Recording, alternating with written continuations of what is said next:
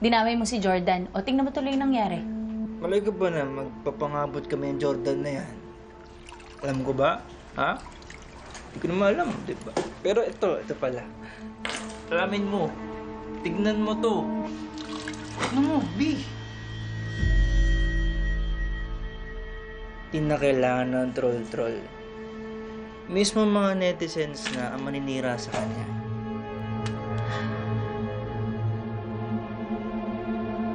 Ayos ba? Kaloy, hindi pwede laging ganito, ah.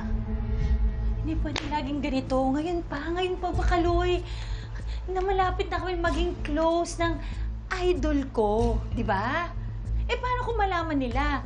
Malaman niya na konektado ako sa'yo. Bakit? Close na ba kayo? Nakapasok na ba sa kumpanya nila? Hindi pa nga. Paano nga mangyayari yun? Kung kapag mas pinag-initan ka ni Billy at saka ni Jordan, magkakaipitan. Yun.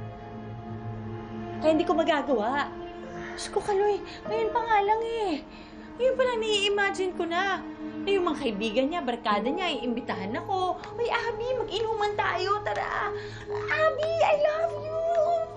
Cheers tayo! Inom tayo dito, shot! Ang sayo mo kasama, Abby!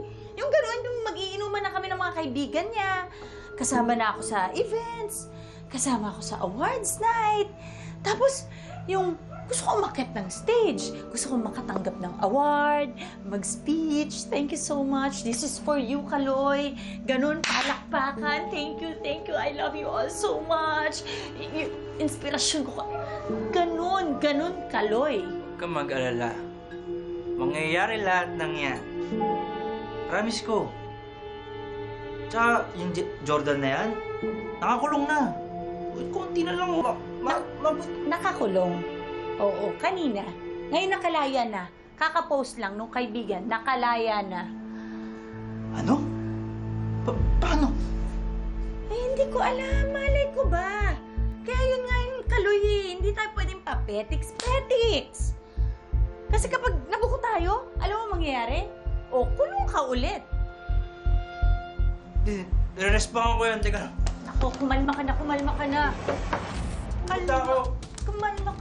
Nagwetang ko yung Jordan yan. Ayan. Sige, buwantahan mo. Isuka mo lahat.